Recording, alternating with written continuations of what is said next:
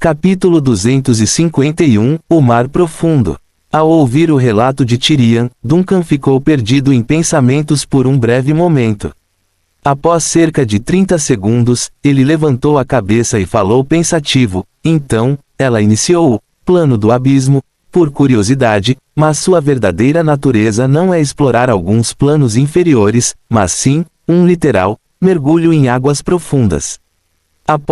Ponto de interrogação aspas. Ao dizer isso, ele fez uma pausa, sentindo algo peculiar na situação. Mas se isso é tudo, como esse projeto está conectado ao Vanisht? O subespaço onde os desaparecidos desapareceram e o mar profundo que a Rainha Gélida pretendia explorar são dois conceitos distintos. Os rebeldes não deveriam estar tão confusos a ponto de nem conseguirem diferenciar entre os dois. Tyrion não respondeu diretamente, mas em vez disso fez uma pergunta: você não acha estranho? Se se trata apenas de mergulhar na água para investigar as condições subaquáticas da cidade-estado, o que há de tão tabu nisso? Os construtores de portos e os pescadores offshore da cidade-estado mergulham frequentemente para fins de trabalho e é comum que desçam com segurança até dezenas de metros. Porque o plano Abyss da Rainha Gélida se tornou um tabu? A expressão de Duncan ficou séria. Quão fundo você foi? Extremamente profundo, incrivelmente profundo. Não tenho certeza da profundidade exata que a rainha alcançou porque não sou um estudioso. Participei apenas como comandante naval, oferecendo algum apoio periférico, e não estive diretamente envolvido nas ações durante a segunda metade do projeto. No entanto, tanto quanto sei, antes de o projeto começar a dar errado, o seu submersível tripulado desceu a pelo menos 1000 metros debaixo d'água, e eles quebraram esse recorde de forma consistente. 1000 metros debaixo de água. Duncan processou rapidamente a informação na sua mente. Na Terra, este número aparentemente insignificante é, de facto, o limite para muitos submarinos militares avançados, sendo a maioria capaz de mergulhar apenas a profundidades de 400 a 500 metros. Registros de mergulhos profundos extremos, atingindo vários milhares ou até perto de 10.000 metros, são normalmente alcançados por equipamentos de mergulho profundo especialmente projetados e de curta duração, exigindo equipamentos de alta qualidade e muitas vezes não tripulados. Na época, o submersível tripulado do Frost Queen já havia atingido o limite de 1000 metros. Dado o nível industrial deste mundo há meio século atrás, isto já era um feito notável, mesmo com a ajuda de alguns poderes sobrenaturais. E por trás deste número notável, parecia ter trazido algo ainda mais surpreendente. Tyrion mencionou anteriormente que o projeto gradualmente deu errado em seus estágios posteriores, e Duncan não perdeu esse detalhe. Ele olhou para Tyrion, seus olhos se intensificando. Quero saber os detalhes de todo o projeto de exploração, seja qual for a parte em que você esteve envolvido, conte-me sobre isso.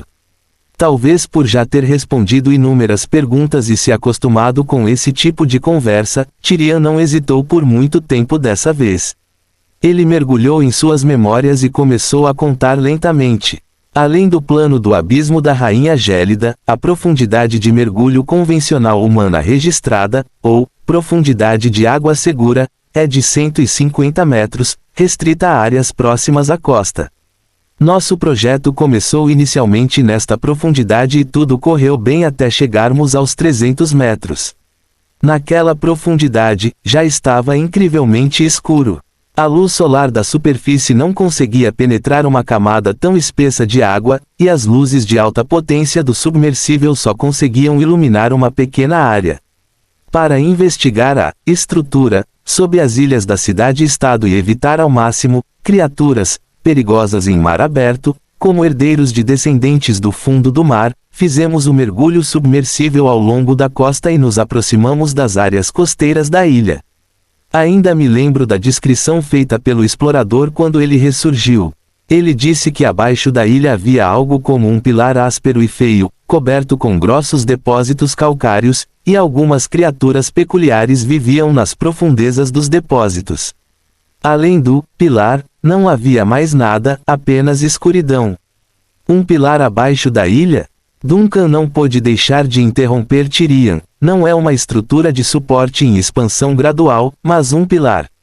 Sim, pelo menos esse é o caso de Frost. Tyrion assentiu. Há algum problema com isso?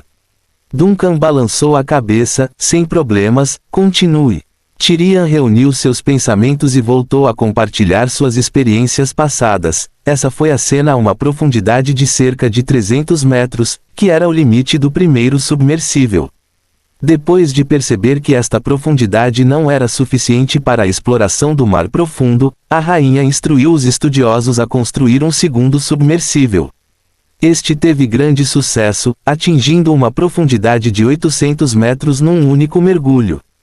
E através de meio metro de vidro de alta resistência, o explorador ainda observou um pilar reto. É claro que, em comparação com o raio da cidade-estado, este pilar, de pelo menos 800 metros de comprimento ainda era relativamente curto em proporção. Em vez de uma coluna de suporte, era mais como uma base normal em forma de disco que sustentava a ilha. Posteriormente, construímos um terceiro submersível. Devido a restrições técnicas, os avanços deste submersível foram muito mais modestos do que o segundo. Teve que mergulhar com cuidado e desafiar o recorde estabelecido pelo segundo submersível. Foi durante esta descida gradual, metro a metro, que descobrimos algo. O pilar, abaixo da cidade-estado tinha na verdade apenas 850 metros de altura. Além disso, não havia nada. Toda a estrutura estava flutuando na água do mar. Tyrion fez uma pausa e olhou nos olhos de Duncan. Agora você entende por que eu disse antes que é mais uma base em forma de disco do que um pilar. Duncan franziu a testa. Ele permaneceu em silêncio, mas rapidamente visualizou toda a estrutura em sua mente com base na descrição de Tyrion. Na era do mar profundo, as pessoas viviam em condições precárias nas cidades-estado. Inicialmente, Duncan acreditava que estas ilhas marítimas eram densamente povoadas e estreitas, mas na realidade, como espaços habitacionais funcionais e autossuficientes, estas cidades-estado certamente teriam uma fundação considerável. Embora existissem algumas ilhas menores, o raio de fundação da maioria das grandes cidades que tinham um nome se estendia por dezenas ou mesmo dezenas de quilômetros. Sendo a maior cidade-estado do Mar Frio, Frost não seria menor que esse número. A esta enorme estrutura marítima correspondia a sua base subaquática que tinha apenas 850 metros de profundidade. Quando os exploradores vislumbraram pela primeira vez a parte subaquática da cidade-estado, a uma profundidade de 300 metros, estendendo-se diretamente para o fundo do mar, instintivamente imaginaram-na como um pilar que alcançava o fundo do oceano. No entanto, em termos de proporção, a forma deste pilar assemelhava-se mais a um fino disco flutuante em proporção ao raio da ilha que nele repousa. Conforme Tyrion descreveu, toda a estrutura flutuava na água do mar. No entanto, quando Duncan imaginou este modelo, uma questão significativa surgiu na sua mente: todas as cidades-estado eram assim? Se todas as cidades-estado fossem assim, sendo todas objetos flutuantes, sem fundamento, então como poderiam ser tão estáveis?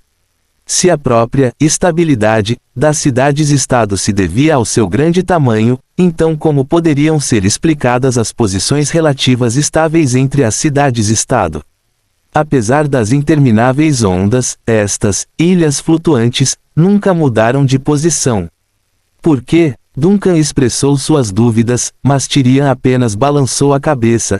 Também tínhamos dúvidas sobre isso, mas no final não conseguimos descobrir. E comparado com o que aconteceu depois, a questão de como as cidades-estado flutuam no mar tornou-se insignificante. O que aconteceu depois? Duncan não pôde deixar de ficar curioso. O que exatamente você viu no fundo do mar? Mais tarde, o terceiro submersível continuou a desafiar a profundidade extrema. Passamos quase 2 anos aumentando o recorde de 850 metros para 950 metros. Como você pode imaginar, durante esse processo de mergulho, o submersível afastou-se gradativamente da base da cidade-estado. Você se lembra do que mencionei anteriormente? Para evitar problemas em mar aberto, fizemos o mergulho submersível na zona de segurança Nearshore, próxima à costa. Ao longo deste processo, o submersível esteve sempre perto da cidade-estado e da estrutura subaquática da ilha. Mas à medida que o mergulho continuava, o explorador afastou-se da base, e as coisas começaram a correr mal. Alucinações sonoras e visuais, luzes misteriosas aparecendo na água do mar, sensação de alguém batendo no casco e até mesmo alguém girando a manivela da escotilha do lado de fora. Quanto mais fundo eles iam, mais graves essas situações se tornavam. Mesmo exploradores especialmente treinados e obstinados começaram a sentir uma pressão imensa durante cada mergulho, e os efeitos protetores do óleo sagrado, dos livros sagrados e do pano das escrituras que carregavam tornaram-se cada vez menos perceptíveis. É claro que, até agora, isso ainda estava dentro das nossas expectativas. Explorar o desconhecido envolve inerentemente enfrentar desafios de força de vontade. Os estudiosos que investigam o mundo espiritual e o mar profundo enfrentam frequentemente tais dificuldades, por isso continuamos, apenas aplicando os padrões mais rigorosos para fortalecer as defesas mentais dos exploradores. O problema ocorreu ao tentar atingir a profundidade de 1000 metros a partir de 990 metros. O terceiro submersível enviou repentinamente um sinal de emergência para emergir e, então, como se tivesse enlouquecido, esvaziou seus tanques de lastro e correu para a superfície. O explorador lá dentro parecia não se importar que essa subida rápida lhe custasse a vida. Depois de chegar à superfície, ele enlouqueceu. A escotilha se abriu e ele gritou à luz do sol, como se tentasse freneticamente descrever algo horrível para nós. Depois de muito discurso incoerente e caótico, ele pronunciou a única frase compreensível: todos nós morremos lá. Fim do capítulo. Capítulo 252, O silêncio subaquático. Duncan parou por um momento em profunda reflexão. De repente, ele percebeu que os perigos e mistérios escondidos no mar ilimitado não eram menos formidáveis na realidade deste mundo. Depois de ponderar brevemente, ele perguntou: o que aconteceu com aquele explorador mais tarde? Ele faleceu rapidamente. A rápida subida e a descompressão tiraram-lhe a vida. Ele gritou por algum tempo antes de sucumbir a um coágulo sanguíneo. Pelo menos essa é a causa no mundo real. Ele era o único membro da tripulação do submersível. Duncan questionou ainda mais. Tinha espaço para apenas uma pessoa. Embora isto sem dúvida tenha amplificado a pressão mental do explorador, foi também uma decisão inevitável. A tecnologia era limitada na época e tal exploração não era adequada para ser realizada em conjunto por várias pessoas. No oceano, nunca se poderia ter a certeza do que poderia ocupar o lugar do seu companheiro num dado momento ou se os sons que ouvia eram genuínos. Portanto, era preferível mergulhar sozinho, pelo menos para evitar dúvidas sobre a presença de outras pessoas no submersível. Mar profundo, escuridão, solidão e o confronto com as enigmáticas águas desconhecidas, longe da civilização, todos estes fatores podem ter contribuído para a descida do explorador à loucura. Duncan abanou lentamente a cabeça, mas este não é o cerne da questão. O que é essencial é, isso ainda não explica por que o plano Abyss mais tarde se tornou um tópico altamente proibido.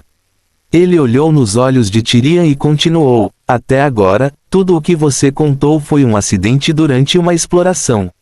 Esforços semelhantes ocorrem todos os anos.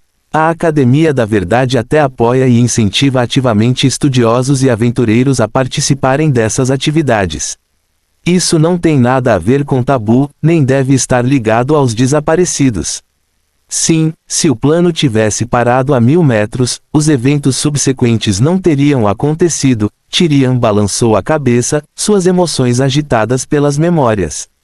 Após o incidente com o terceiro submersível, Sua Majestade Rei Nora suspendeu temporariamente a exploração, mas alguns dias depois, ocorreu algo que tornou a situação progressivamente assustadora. Duncan franziu a testa: alguma coisa. O terceiro submersível ressurgiu na borda da área de teste temporariamente isolada. Duncan ficou momentaneamente surpreso antes de responder, um segundo terço submersível.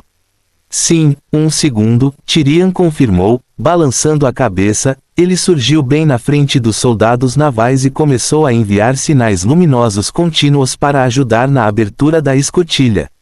Os soldados bem treinados, embora momentaneamente perplexos, aderiram rapidamente aos procedimentos padrão para içar o submersível para a plataforma de trabalho e apontaram 27 rifles, 2 canhões de tiro rápido e um lança-chamas para a escotilha. Então, um sacerdote corajoso deu um passo à frente, aspergiu água benta e destrancou a escotilha. Tyrion fez uma pausa momentânea antes de continuar. A escotilha se abriu e uma pessoa, surpreendentemente semelhante ao explorador, emergiu. A expressão de Duncan ficou séria, surpreendentemente semelhante. As características faciais eram semelhantes, mas havia diferenças de altura e peso. Ele estava vestido com um uniforme da Marinha Frostbite, mas havia muitas inconsistências nos detalhes das roupas. Mais importante ainda, a pessoa que saiu do submersível viveu apenas um breve período em terra antes de falecer. Ele nem teve a chance de pronunciar uma palavra. Depois que os soldados o despiram, descobriram que sua carne parecia estar fundida com as roupas, e havia feridas grandes e pequenas, inexplicáveis, por todo o corpo. Depois disso, médicos e estudiosos da igreja colaboraram para examinar o corpo, e disse que Sua Majestade também inspecionou pessoalmente o local da autópsia. No entanto, os resultados do exame nunca foram divulgados, ou melhor, antes que pudessem anunciar qualquer coisa, apareceu um terceiro submersível. Nesse ponto, até mesmo Alice, que estava ouvindo atentamente sem falar, não pôde deixar de intervir. Houve um terceiro. Tyrion instintivamente olhou para Alice, sua expressão um tanto peculiar. Ele parecia não estar acostumado a ver alguém idêntico à Rainha Gélida parado ali, exclamando de espanto. Mas ele rapidamente ajustou sua expressão e assentiu gentilmente. O terceiro, e não apenas 3, nos dias seguintes, um terceiro submersível, surgiria a cada 24 ou 48 horas. Alice ouviu com admiração esse estranho e notável história. Ela ponderou por um momento e de repente deixou escapar. Então, você só precisa esperar aí e poderá ter um suprimento infinito de submersíveis. A propósito, aquela coisa chamada submersível é muito valiosa. É mais valioso que os cultistas. Tyrion, que estava perdido em suas memórias há pouco, de repente encontrou sua linha de pensamento interrompida pela boneca. Ele abriu a boca por um tempo, mas não conseguiu recuperar suas emoções. Nós não tínhamos considerado isso na época. Não se importe com ela, seu processo de pensamento não é convencional. Duncan olhou para Alice e disse gravemente para Tyrion, por favor, continue. O que aconteceu depois? Tyrion organizou seus pensamentos e prosseguiu. Depois que o terceiro submersível emergiu, ele também enviou sinais de luz solicitando que a escotilha fosse aberta. Desta vez, os soldados eram mais experientes. Eles rebocaram o submersível para uma área de contenção mais segura e só depois de os sacerdotes terem estabelecido inúmeras salvaguardas sobrenaturais é que abriram a escotilha. Desta vez, o que emergiu foi uma criatura humanoide grotesca, inchada e deformada, totalmente irreconhecível como o explorador. Esse monstro também não poderia sobreviver no ar por mais de 3 minutos. Do quarto submersível, uma massa de carne se contorcendo continuamente deslizou para fora, desprovida de quaisquer características humanas. Quando a escotilha do quinto submersível foi aberta, nada surgiu. Os soldados presentes no local investigaram e descobriram apenas uma lama vermelha escura suspeita na cabine, que exibia leves sinais de vida. O sexto submersível continha apenas uma pequena quantidade de matéria seca fibrosa preta, semelhante a uma estrutura neural não desenvolvida ou a espécimes de vasos sanguíneos dessecados. À medida que Tyrion continuava a contar a história, a expressão de Duncan tornou-se cada vez mais séria. Até Alice, sentada ao lado dele, pareceu perceber a mudança na atmosfera e começou a sentar-se ereta. Em meio ao ambiente cada vez mais sombrio, Tyrion declarou lentamente: O sétimo submersível, o último que conheço, estava vazio. Vazio? Duncan ergueu uma sobrancelha e balançou a cabeça. Isso é ainda mais desconcertante. Sim, vazio e, portanto, ainda mais perturbador. A situação ficou fora de controle e precisávamos encontrar uma maneira de pará-la, disse Tyrion gravemente. Felizmente, o quarto submersível foi finalmente concluído. Foi o sucessor do terceiro submersível. Após o incidente dos 1000 metros, o projeto foi suspenso, assim como a sua construção. No entanto, à medida que surgia um terceiro submersível, após outro, a rainha ordenou que o quarto submersível fosse montado o mais rápido possível e decidiu usá-lo para investigar o que havia acontecido a 1000 metros de profundidade. Tyrion fez uma pausa, aparentemente lutando com lacunas em sua memória. Ele reuniu seus pensamentos antes de continuar lentamente. Não consigo me lembrar dos detalhes do quarto submersível. Foi concluído às pressas e a Marinha Frostbite foi responsável apenas por parte dele. Só sei que era maior que o terceiro, podia acomodar 3 pessoas e tinha uma câmara de amostras. Os estudiosos planejaram inicialmente usá-la para coletar espécimes do fundo do mar, caso algum fosse encontrado. No dia seguinte à superfície do terceiro submersível, o quarto submersível do Reino Frostbite foi lançado ao mar. A bordo estavam um estudioso, um oficial e um sacerdote poderoso. Neste momento, não podíamos mais nos preocupar com o risco de ter múltiplas pessoas explorando juntas. Evitar o aparecimento do terceiro submersível, era a principal prioridade. O quarto submersível desceu rapidamente e logo atingiu a profundidade de 1000 metros. O sacerdote a bordo manteve contato com a superfície usando o poder psíquico. Talvez devido às capacidades melhoradas do novo submersível, a sua viagem foi tranquila e confirmaram o cenário da base da cidade-estado, conforme observado anteriormente pelo explorador. Porém, a conexão tornou-se intermitente logo depois, e quando a profundidade atingiu 1000 metros, a pequena igreja na plataforma de superfície mal conseguia ouvir qualquer som vindo do fundo do mar. No entanto, 15 minutos depois de perder o contato, o padre de plantão na pequena igreja de repente ouviu novamente sons vindos do fundo do mar. Eles ouviram pela primeira vez o padre a bordo gritar de terror, alertando os outros: não olhem. Não pense. Então veio a voz do oficial, gritando, seguida por uma explosão ensurdecedora. Tyrion ergueu os olhos, olhando nos olhos de Duncan. O quarto submersível detonou os explosivos, disse o pirata lentamente. Eles encheram a câmara de amostras com explosivos de alta energia para ser o último plano de contingência. E então, tudo acabou. O quarto submersível nunca mais ressurgiu e nenhum outro, terceiro submersível, apareceu diante de ninguém depois disso. Fim do capítulo.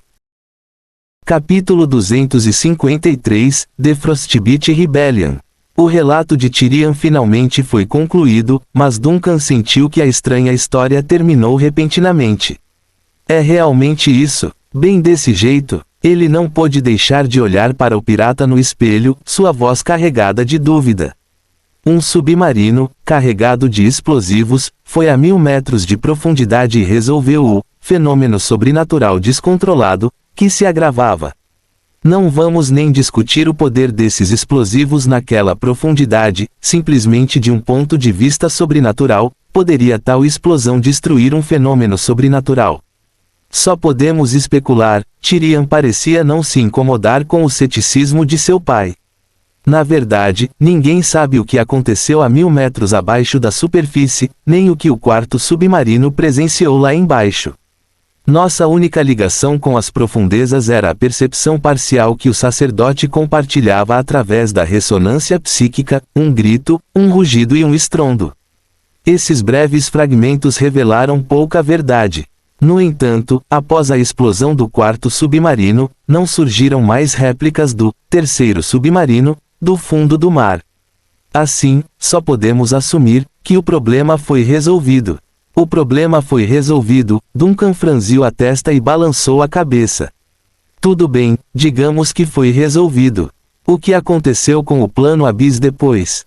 O Plano Abyss não terminou, e essa é a parte mais estranha, afirmou Tyrion sem rodeios. Depois de um evento tão caro que finalmente resolveu a misteriosa crise do terceiro submarino, alguém poderia pensar que deveríamos ter reavaliado o Plano Abyss e interrompido esta perigosa empreitada. No entanto, a rainha Rhaenora discordou, não apenas anunciando a continuação do projeto e a construção de um quinto submarino, mas também, elevando a prioridade do Plano Abyss ao mais alto nível, empregando uma quantidade excepcional de mão de obra e recursos. A expressão de Duncan tornou-se séria, ao perceber que o elemento verdadeiramente descontrolado desta história poderia estar apenas começando. As acusações contra a Rainha Gélida e a rebelião de meio século atrás originaram-se todas disso. Ele olhou atentamente nos olhos de Tyrion. Parece que você não apoiou sua rainha naquela época. Tivemos debates acalorados, por isso mencionei que não estava mais envolvido diretamente no plano do abismo, depois da profundidade dos 1000 metros. Eu acreditava que as coisas estavam indo em uma direção perigosa. Tyrion falou lentamente, sua voz moderada. Mas olhando para trás, eu deveria ter feito tudo ao meu alcance para deter a Rainha Gélida, e não evitá-la. Eu tinha muita fé nela e não percebi que ela era falível também. Você acredita que a Rainha Gélida realmente cometeu um erro?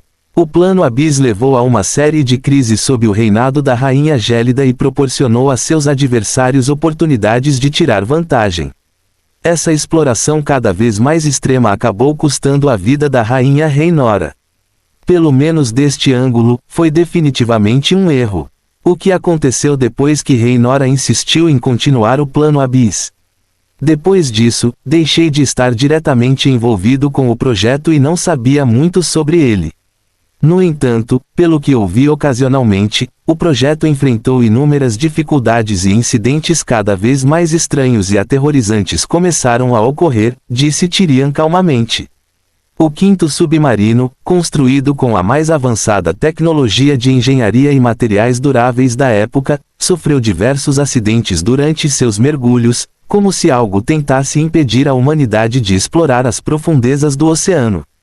Os envolvidos no projeto começaram a enlouquecer, a sofrer ferimentos misteriosos ou a desaparecer, apenas para reaparecer desorientados no centro da cidade. Os exploradores que participaram dos mergulhos tornaram-se desconfiados e irritados, transformando-se de estudiosos e soldados disciplinados e respeitáveis em fanáticos misteriosos. Houve até rumores de que o próprio quinto submarino sofreu mudanças inexplicáveis durante seus mergulhos, com seu funcionamento interno cada vez mais se assemelhando a uma criatura viva. Apesar de todas essas mudanças e da atmosfera cada vez mais alarmante em torno do projeto, o Plano Abyss persistiu. Os envolvidos, incluindo os atormentados pela loucura, acidentes e ferimentos, não tiveram coragem de recuar, nem questionar ou desafiar ordens superiores. Era como se Tyrion hesitou, lutando para encontrar as palavras certas para descrever a situação. Observando isso, Duncan acrescentou gentilmente, como se o oceano subaquático os estivesse chamando. Sim, como se o oceano os estivesse chamando, concordou Tyrion, balançando a cabeça e lançando um olhar peculiar a Duncan. Uma descrição muito precisa. Não pense demais. Por favor, continue. Tyrion desviou o olhar, organizando seus pensamentos. Parecia como se todo o projeto fosse impulsionado e guiado por uma força invisível, ou talvez o próprio projeto tivesse desenvolvido sua própria vontade, avançando incansavelmente nas profundezas do mar. Os envolvidos no projeto tornaram-se como células individuais dentro desta vasta vontade. Nesta atmosfera, o quinto submarino atingiu, sem saber, profundidades superiores a 1000 metros. Não tenho certeza de quão profundo foi, mas ouvi dizer, foi um número surpreendente, verdadeiramente notável. Do ponto de vista de engenharia, materiais e tecnologia da época, foi uma conquista inatingível. O mar profundo abraçou o Plano Abyss e acolheu o quinto submarino. A máquina cada vez mais peculiar e sua tripulação igualmente bizarra pareciam navegar sem esforço milhares de metros de profundidade no oceano escuro, como se estivessem voltando para casa. Enquanto isso, nas proximidades do plano abissal, ocorrências estranhas começaram a se multiplicar. Os navios mercantes relataram frequentemente ver reflexos idênticos aos dos seus próprios navios perto da superfície do mar. Nevoeiro denso frequentemente envolvia o leste de Frostbite, com sombras que lembravam navios ou criaturas enormes vagando por dentro. No reino, um número substancial de estranhos apareceu, reunindo-se perto das instalações relacionadas ao plano Abyss, alegando ser participantes do projeto, superando até mesmo os membros reais do projeto. Nessas circunstâncias, os boatos, ou melhor, não podiam mais ser considerados meros boatos, começaram a se espalhar por toda parte. No início, as pessoas alegaram que a Rainha Gélida estava conduzindo pesquisas suspeitas, mas logo a narrativa mudou para seu estudo do subespaço. Eventualmente, foi dito que a Rainha do Gelo estava conspirando com o subespaço e já havia chegado a um acordo com o seu mentor, Capitão Duncan. Tyrion respirou fundo, gesticulando com as mãos, e então, como você sabe, a rebelião Frostbite que chocou o norte aconteceu. Por um momento, o pequeno armazém cheio de antiguidades caiu em silêncio, apenas para ser quebrado novamente pela voz calma de Duncan que emergiu do espelho. É compreensível que as pessoas tenham conectado isso com o subespaço, mas ligá-lo ao desaparecido é um pouco muito rebuscado. Na verdade, é uma conexão bastante razoável e até me envolve, disse Tyrion com um sorriso irônico, balançando a cabeça. Quem poderia imaginar que eu sou seu filho, ao mesmo tempo que sirvo lealmente a Rainha Gélida e participo deste projeto aterrorizante durante seus estágios iniciais? Você sabe, os teóricos da conspiração sempre têm a imaginação mais selvagem. Duncan não concordou nem discordou e, após um breve momento de reflexão, disse, nesse caso, a eclosão daquela rebelião não foi totalmente infundada. O plano do abismo que Rhaenora insistiu em executar era muito perigoso e, com base na sua descrição, o estado mental dela na época era realmente questionável. Isso é exatamente o que eu queria mencionar, interveio Tyrion. Eu sei que todos os sinais apontavam para a Rainha Gélida perdendo a sanidade naquele momento.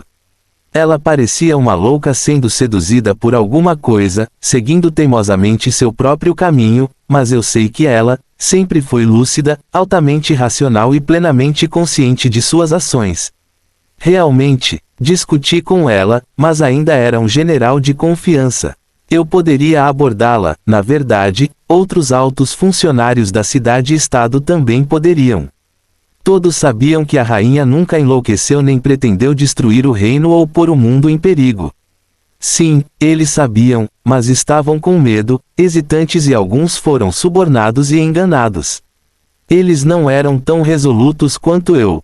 Mas eu sei que talvez os outros participantes do plano Abyss estivessem de fato sendo gradualmente influenciados por alguma coisa, mas ela, evidentemente resistiu a essa influência e a explorou em seu benefício. Você quer dizer que a Rainha Gélida realmente tinha um plano coerente e seguro, e ela estava confiante em realizá-lo, mas ela não contou a ninguém, ela nem mesmo explicou para você. Duncan parecia pensativo enquanto olhava em Tyrion. E você ainda confia nela incondicionalmente? Por que você acredita que, mesmo que haja algo ameaçando as cidades-estado nas profundezas do mar, tudo está sob o controle de Rhaenora? Do seu ponto de vista, essa confiança é provavelmente muito cega. Se é cego ou não, depende de você. Duncan balançou a cabeça. Eu só quero dizer que a Rainha Gélida evidentemente não conseguiu manter tudo sob controle. Ela finalmente morreu nas mãos dos rebeldes, e o plano Abyss foi totalmente enterrado. As coisas não aconteceram como ela havia planejado. Eu realmente não posso argumentar contra isso. Tyrion suspirou impotente. Fim do capítulo. Capítulo 254, talvez não tenha acabado. Até agora, Duncan havia compreendido as complexidades do há muito perdido plano do abismo, que ficou oculto por 50 anos. Ele entendeu sua natureza tabu e a razão pela qual até mesmo os instigadores da rebelião do gelo temiam isso, e com razão. Apesar de se desenrolar no mundo real, a situação escalou para além dos seus limites. Um terror desconhecido espreitava nas profundezas do oceano e, finalmente, ninguém descobriu a sua natureza. As pessoas continuaram a perder a sanidade e todo o plano acelerou como se estivesse caindo no abismo. A descida sem fim, a atmosfera cada vez mais perturbadora e o comportamento quase autista da Rainha do Gelo nos estágios posteriores. Objetivamente, até mesmo Duncan presumiria instintivamente que Rhaenora, a Rainha do Gelo original, havia sido manipulada e controlada por algo, suspeitando de uma conspiração com o subespaço. Nessas condições, era importante notar que já havia adversários da rainha dentro de Frost, e várias cidades-estado no Mar Gelado mantinham animosidade contra seu governo. Mesmo que a situação no norte fosse inicialmente estável, acabaria por agravar-se com o tempo. No entanto, Tyrion sustentou consistentemente que Rhaenora nunca foi influenciado por nada, e ele acreditava firmemente que a Rainha Gélida esteve lúcida até o fim, sempre salvaguardando a cidade-estado. Duncan não conseguiu determinar se a avaliação de Tyrion era precisa, mas inclinou-se a confiar nela porque ele também tinha visto a Rainha do Gelo em fragmentos históricos. Certa vez, ela lhe pediu, calma e logicamente, que não manchasse a história. Pelo menos naquele único encontro, a Rainha Gélida daquela época não parecia ser uma louca horrível sob o controle do subespaço. Mas por causa disso, a curiosidade de Duncan cresceu. Ele não conseguia compreender qual motivo levaria uma líder lúcida a tomar decisões tão extremas e autistas, continuando a impulsionar o projeto a qualquer custo, apesar de conhecer os problemas do Plano Abyss, e que raciocínio a levou a manter todos os segredos para si mesma, nem mesmo confiando em seu comandante naval de maior confiança. Após extensa reflexão, Duncan percebeu que todas as questões convergiam para uma questão: que mistério a Rainha Gélida descobriu nas profundezas do oceano? Depois da rebelião Frost, você alguma vez voltou para aquela cidade-estado? Duncan levantou a cabeça e questionou Tyrion. Não, Sua Majestade Rhaenora ordenou que eu partisse de Frost com minhas próprias tropas diretas. A essa altura, os rebeldes já haviam conspirado com outras cidades-estado do norte, reunindo uma frota inteira em mar aberto. O tom de Tyrion tornou-se especialmente sombrio, pois ele estava claramente relutante em discutir esse passado. Mas se eu a tivesse desafiado e permanecesse, o reino Frostbite teria mantido uma força leal à rainha, e esses rebeldes nunca poderiam ter violado facilmente as defesas do porto. Assim, as gerações subsequentes especularam que você participou da rebelião. Alguns até afirmam que você permitiu deliberadamente que os rebeldes entrassem no reino Frostbite, disse Duncan, balançando a cabeça. Você já considerou por que a Rainha Frost emitiu essa ordem inicialmente e se ela forneceu alguma explicação adicional para você?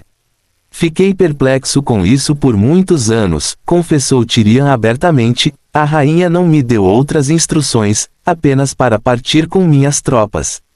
Achei que ela poderia ter pretendido preservar uma força para possíveis retaliações futuras, mas não deu certo.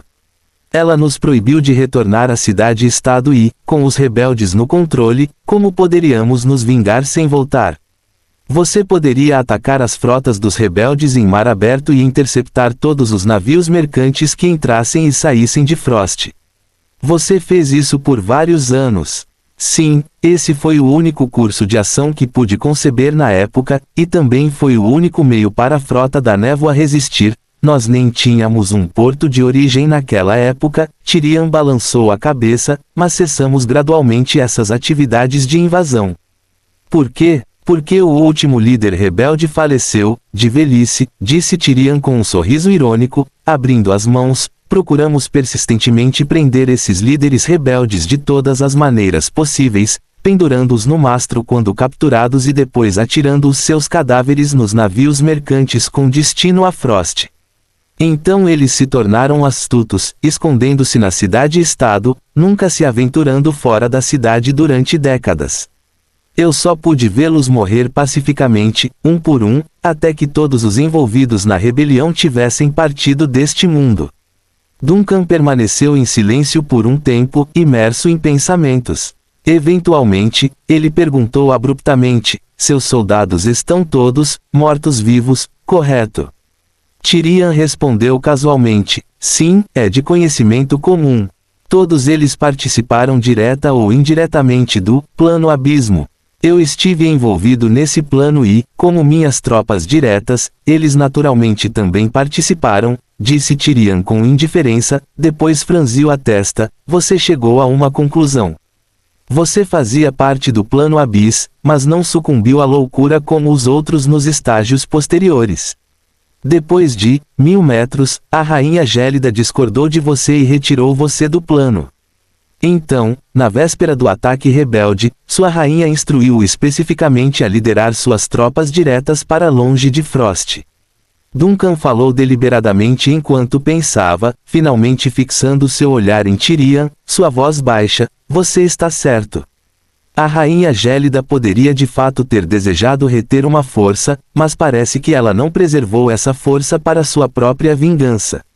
Tyrion gradualmente exibiu uma expressão um tanto surpresa, mas antes que pudesse perguntar mais, a figura no espelho tremeu suavemente. Sua cabeça: não me pergunte, não consigo compreender algo que você mesmo não entende, sou apenas um observador, expressando meus pensamentos.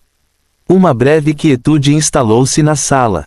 Após um período indeterminado, a voz de Duncan emergiu novamente: Tyrion, desta vez conversamos bastante. Preocupado com seus pensamentos, o pirata ergueu instintivamente a cabeça, olhando para o pai no espelho com uma pitada de espanto. Foi como se de repente ele entendesse alguma coisa, uma expressão complicada de confusão se materializando em seus olhos. Parecia que ele tinha acabado de reconhecer o quanto havia compartilhado com a outra parte, percebendo que, sem saber, ele havia se adaptado inteiramente à atmosfera de conversação. Mesmo há um século, ele raramente tinha discussões tão longas com seu pai. Quanto à sua cautela inicial ao acordar aqui, ela já havia se dissipado há muito tempo. Ele instintivamente quis dizer algo, mas uma dor aguda em sua testa o fez tocar sua cabeça involuntariamente. Ah, isso dói. A criança não foi gentil. Espero que você não use isso contra ela. A voz de Duncan veio do espelho: você precisa de pomada. Não há necessidade. Tyrion acenou com a mão com uma expressão um tanto estranha, relembrando a última cena que ele lembrou antes de chegar aqui, a garotinha peculiar e a criatura que voou como um cachorro. Então de repente percebeu: espere, eu lembre-se agora, aquilo não era um cachorro, era um cão escuro. Ele olhou no espelho com os olhos cheios de descrença. Ela também é uma de suas subordinadas agora. Cultista de Ender. Ele parecia hesitante ao pronunciar as palavras, cultista de Ender, claramente incerto da verdadeira identidade de Shirley. Afinal, ele já havia encontrado seres como Enders antes, mas nunca tinha visto um empunhando uma arma de pacto demoníaco. Ela está de fato realizando algumas tarefas para mim, disse Duncan com um sorriso enigmático, mas se você tiver a chance de vê-la novamente, sugiro que evite mencionar o termo Enders na presença dela. Ela não gosta disso. Tyrion fez um som confuso, então instintivamente olhou ao redor, seu olhar finalmente pousando em Alice, que parecia ter começado a sonhar acordada. Alice rapidamente percebeu e olhou curiosamente para Tyrion. Por que você está olhando para mim? Nada. Tyrion desviou o olhar, seus olhos complexos escondendo alguma emoção indiscernível. Finalmente, ele olhou para o espelho ainda em chamas, perguntando um tanto hesitante: então, posso sair agora? Você gostaria de ficar para jantar? Tyrion rapidamente acenou com a mão: ah, não, isso não é necessário. Muito bem, vou providenciar para que meu mensageiro o acompanhe. Duncan no espelho acenou com a cabeça, mas de repente, ele franziu a testa como se estivesse se lembrando de algo. Espere, acabei de pensar em algo. Tyrion instintivamente ficou um pouco desconfortável. Alguma coisa. Estritamente falando, são duas questões sobre o mesmo assunto. A expressão de Duncan tornou-se séria novamente enquanto ele fichava seu olhar em Tyrion. Você se lembra do que mencionou anteriormente sobre vários clones do submersível número 3 surgindo um após o outro? É claro, Tyrion assentiu, incluindo o primeiro original e os 6 clones subsequentes, um total de 7, submersíveis número 3, surgiram. Tenho duas perguntas. Duncan organizou seus pensamentos e começou lentamente. Primeiro, o submersível inicial que surgiu naquela época, era genuinamente o original. Em segundo lugar, o 7º submersível que emergiu estava realmente vazio por dentro. Fim do capítulo. Capítulo 255, Farewell for Now. Hoje, meio século após a conclusão do plano do abismo, Tyrion mais uma vez sentiu um arrepio persistente do esquema do passado. Os submersíveis número 3 ressurgiram em sua memória como se aparecessem bem diante de seus olhos. Ao lado deles estavam os soldados cautelosos, os sacerdotes solenes e a fria e silenciosa rainha gélida. Era como se ele estivesse testemunhando as escotilhas daqueles submersíveis se abrindo mais uma vez, revelando os exploradores insanos, figuras humanoides, criaturas grotescas e deformadas, massas de carne se contorcendo, a lama misteriosa e silenciosa, as fibras negras secas e suspeitas e, o vazio, cabine do 7º, submersível número 3. Naquela época, a plataforma era fortemente guardada por vários sacerdotes e protetores, disse Tyrion franzindo a testa, relembrando o passado. Mas, devo admitir, sua pergunta é um tanto perturbadora. Duncan permaneceu em silêncio por alguns segundos antes de perguntar de repente, o que aconteceu com aqueles, submersíveis número 3, no final. Exceto o primeiro, autêntico, que surgiu, as outras 6 duplicatas foram jogadas em uma fornalha, derretidas em lingotes por chamas sagradas e depois lançadas ao mar. Apesar de serem recursos metálicos valiosos, ninguém se atreveu a mantê-los, explicou Tyrion hesitante.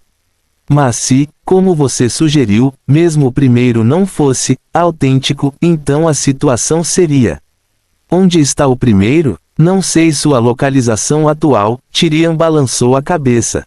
Os rebeldes deveriam ter destruído tudo relacionado ao plano Abyss, mas ninguém sabe como descartaram esses materiais. Talvez eles simplesmente os tenham desmontado e reciclado.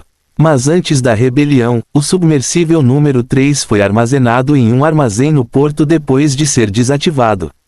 Após um breve silêncio, Duncan suspirou. Eu entendo, Tyrion, obrigado por compartilhar tanto comigo. Independentemente disso, esta informação satisfez muito a minha curiosidade.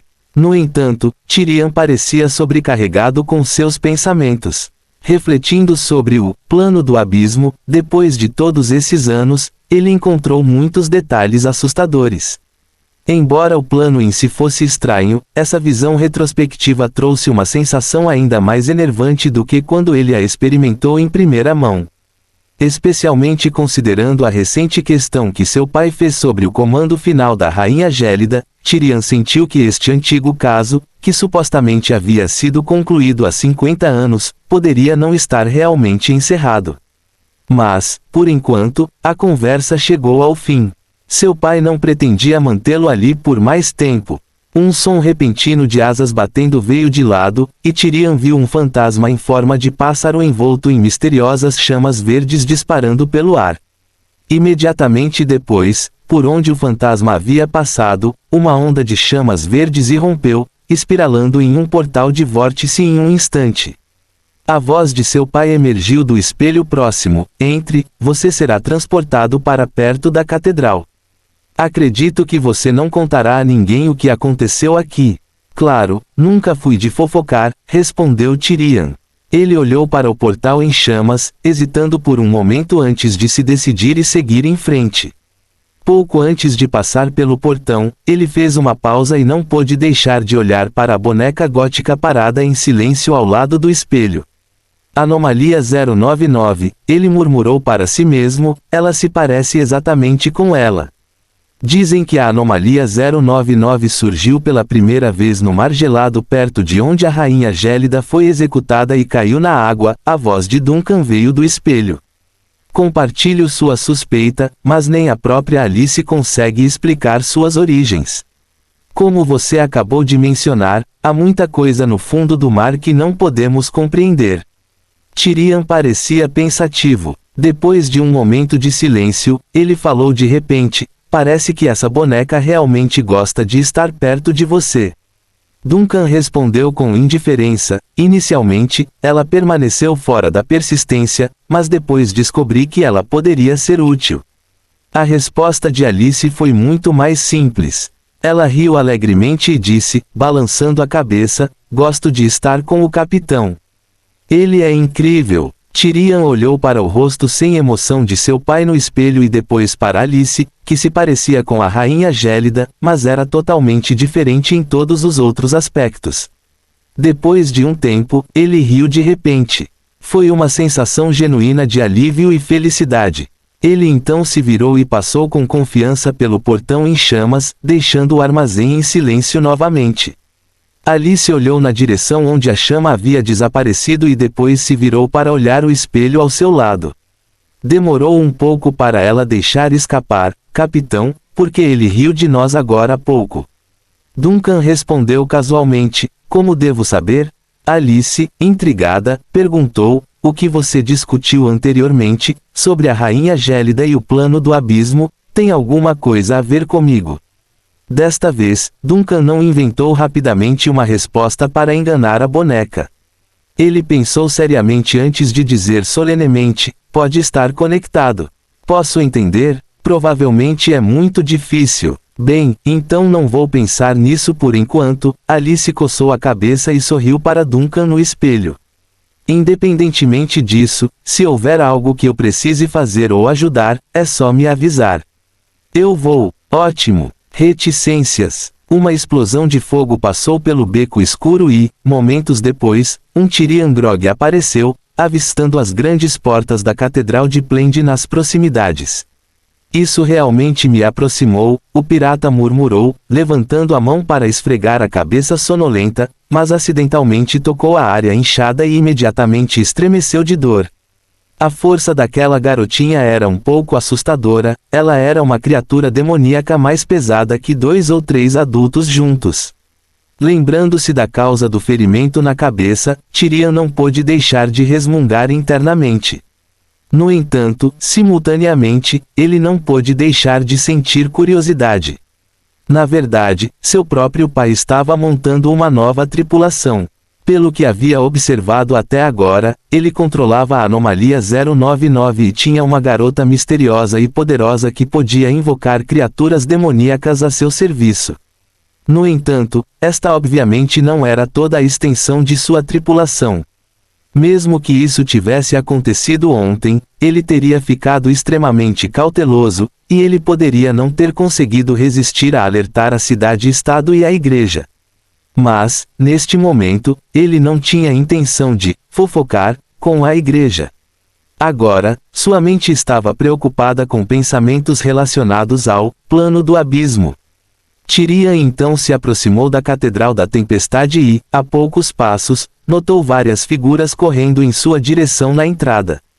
Eles eram os marinheiros que ele havia enviado de volta antes.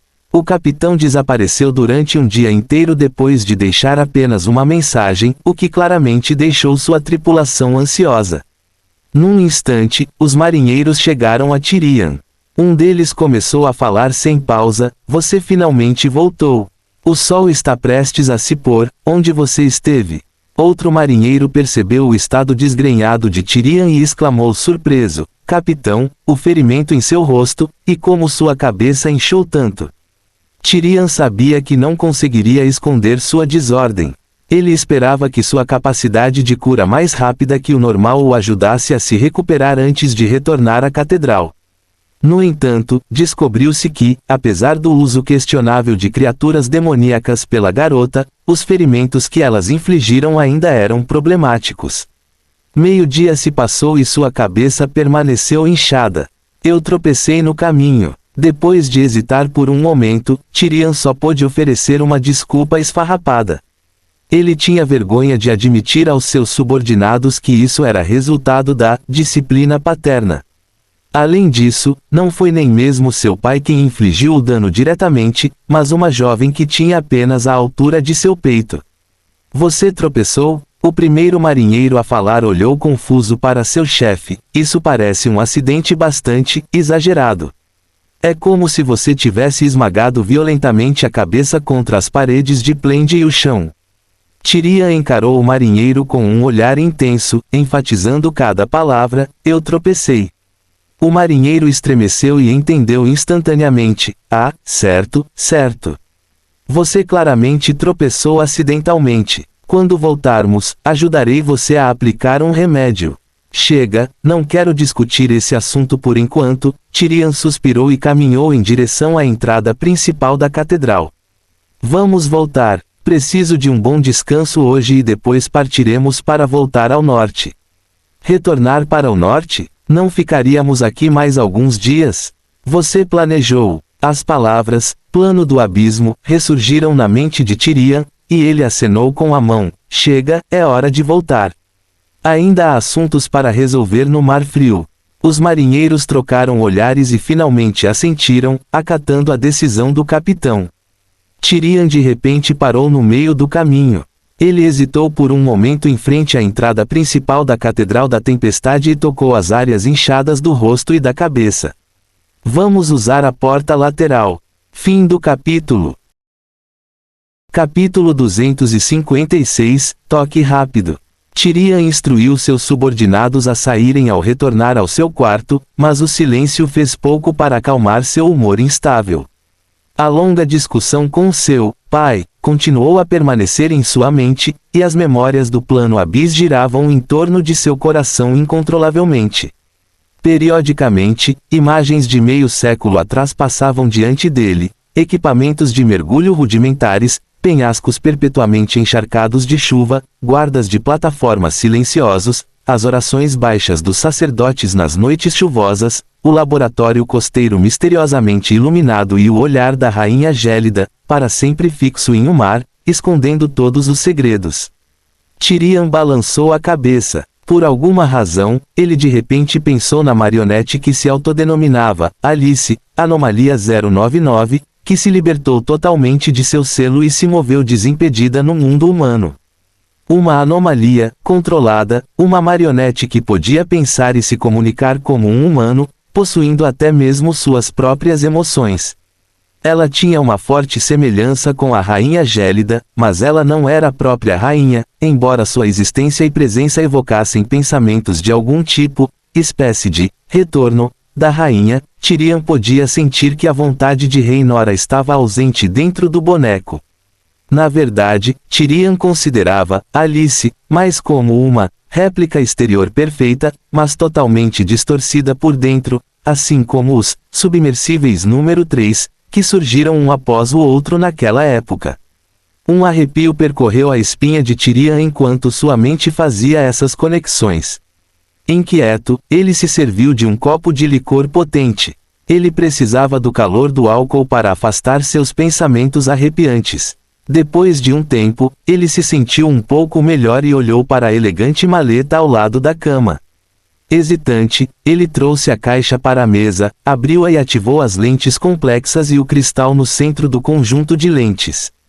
A esfera de cristal iluminou-se com inúmeros pontos de luz tremeluzentes aparecendo em seu interior, acompanhados de ruídos irritantes. Aos poucos, ele viu a figura de Lucretia emergir em meio às luzes bruxuleantes e sua voz indistinta. Depois de mais alguns minutos, o som e a imagem finalmente ficaram mais nítidos e a voz de sua irmã chegou até ele. Você pode me ouvir? Agora está claro, Tyrion assentiu, a interferência do seu lado é ainda maior do que antes, o que está ao seu redor. Isso é luz solar? Parece um pouco estranho. Ele observou que atrás de Lucretia, o cenário parecia ser banhado por um leve brilho dourado, semelhante a um pôr do sol radiante fluindo através de uma janela. No entanto, o calor e o brilho da luz ultrapassaram os de um pôr do sol, e a sua distribuição e difusão pareciam um pouco diferentes da luz solar, atraindo atenção extra. Tyrion sabia que sua irmã frequentemente operava na fronteira, onde frequentemente ocorriam fenômenos incomuns, muitos dos quais eram perigosos. No entanto, Lucretia sempre conseguiu transformar o perigo em segurança. Ainda assim, ele não conseguia deixar de se preocupar um pouco. Descobri algo peculiar na fronteira, mas examinei-o minuciosamente e não há perigo, Lucretia respondeu com indiferença. O objeto pode ter caído do céu, lançando uma vasta gama de brilho. Estou usando a Bright Star para rebocá-lo de volta para análise. Tyrion franziu a testa involuntariamente. Você sempre encontra coisas peculiares na fronteira. Você se esqueceu do incidente em que foi puxado para as profundezas do mundo espiritual por aquela fumaça em forma humana. Serei cauteloso, sempre fui. Mas, como você sabe, acidentes inevitáveis ocorrerão ocasionalmente durante as aventuras. Lucretia acenou com desdém, então pareceu notar algo de repente. Olhando para o rosto de Tyrion, irmão, o que aconteceu com seu rosto e cabeça? Caí. Parece mais que você colidiu violentamente com uma parede. A testa de Lucretia franziu. Você não teria esses ferimentos sem uma corrida de 200 metros e uma cabeçada deliberada. Você foi atacado. A expressão de Tyrion ficou tensa brevemente, e então ele balançou a cabeça desamparadamente depois de um momento. Às vezes eu gostaria que você não fosse tão perspicaz. Quem atacou você? Lucretia ignorou a tentativa de Tyrion de desviar. Sua expressão era severa. Você está na cidade-estado de Planlândia, onde não tem inimigos e as autoridades de lá não ficariam paradas se um hóspede fosse agredido. Você apenas negou ter sido atacado e alegou que caiu. Enquanto Lucretia falava, ela parou de repente como se algo lhe ocorresse. Sua expressão mudou dramaticamente e ela olhou ao redor da bola de cristal, com os olhos piscando. Tyrion entendeu sua preocupação ao ver sua reação e balançou a cabeça antes que ela pudesse falar. Não se preocupe, ele não está aqui. Sério, ele bateu em você? Os olhos de Lucretia se arregalaram em choque. Espere, ele não deveria estar ausente da cidade-estado. E por que ele iria? Ele não é um de seus atuais subordinados, Tyrion disse, esfregando a testa com leve aborrecimento. Relaxe, não tivemos nenhum conflito. Esses ferimentos são apenas acidentes leves. Ele queria discutir alguns assuntos comigo e eu fui excessivamente cauteloso. Subordinado. Lucretia ficou surpresa e instintivamente quis perguntar quão poderoso era esse subordinado e que arma poderia reduzir o Almirante de Ferro a tal estado. Mas então ela percebeu a última declaração de Tyrion e seus olhos mudaram. Ele está falando com você de novo tão cedo, o que aconteceu? Ele ficou intrigado com alguns assuntos antigos envolvendo Frost. Tyrion respondeu casualmente, mas você não precisa se preocupar com isso. Entrei em contato com você para perguntar sobre outra coisa, Anomalia 099, você está ciente disso, certo? Claro, eu também sei que os desaparecidos o sequestraram. Este incidente se espalhou por toda a Associação de Exploradores. Logo depois, a Igreja da Tempestade emitiu um aviso, e o nome da Anomalia 099 mudou de Dol Coffin para Dol. Muitas pessoas nutrem suspeitas inquietantes sobre isso. Tyrion ergueu as pálpebras e olhou atentamente nos olhos de Lucretia. Você sabe por que o nome mudou de Dol Coffin para Dol? Lucretia franziu suas lindas sobrancelhas como se estivesse sentindo alguma coisa. Eu a conheci, Tyrion exalou sem prolongar o suspense. Aquela boneca, ela se chama de Alice, e ela acordou do caixão. Ela agora serve ao lado de nosso pai, assim como dizem os rumores. A boneca tem uma estranha semelhança com a rainha gélida, mas sua personalidade é bastante surpreendente. Esta revelação é bastante surpreendente, disse Lucretia suavemente. Na inexplicável luz dourada, seus olhos pareciam brilhar levemente. Então, você está dizendo que o pai libertou a Anomalia 099 do caixão? permitindo que a anomalia perigosa vagasse livremente do lado de fora, e ela segue o pai de boa vontade. Ela pode até conversar com você. É difícil de acreditar, mas é verdade, confirmou Tyrion. Ela pode falar, pensar e sentir emoções como um humano.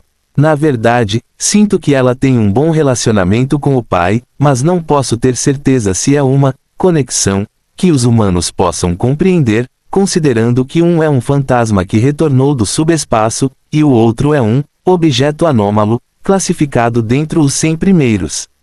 Lucrécia permaneceu em silêncio. Após uma breve pausa, ela ergueu os olhos. O que você quer perguntar?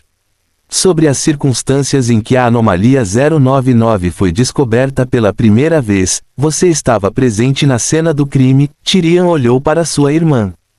Quero ouvir de você os detalhes mais genuínos. Como você sabe, minha frota e eu nunca nos aproximamos de Frost, não estávamos lá naquela época. Lucretia hesitou por alguns segundos. Naquele ano, eu estava de fato na área do incidente, mas não foi a estrela brilhante que primeiro recuperou a anomalia 099, era um navio de pesca costeira chamado Sharrowin. A rigor, quando recebi o sinal de socorro de Sharrowin e localizei o barco pesqueiro à deriva e fora de controle, já era a segunda cena, então não posso confirmar como era a cena inicial quando a anomalia 099 foi recuperada pela primeira vez. Só posso lhe contar o que observei em Sharrowin. Lucretia fez uma pausa momentânea, relembrando os acontecimentos que testemunhou. Quando descobriu o barco, quase toda a tripulação havia morrido. Dos 12 membros, incluindo o capitão, 11 foram decapitados, apenas um marinheiro semi-perturbado permaneceu, descrevendo a caixa de madeira amaldiçoada que haviam resgatado.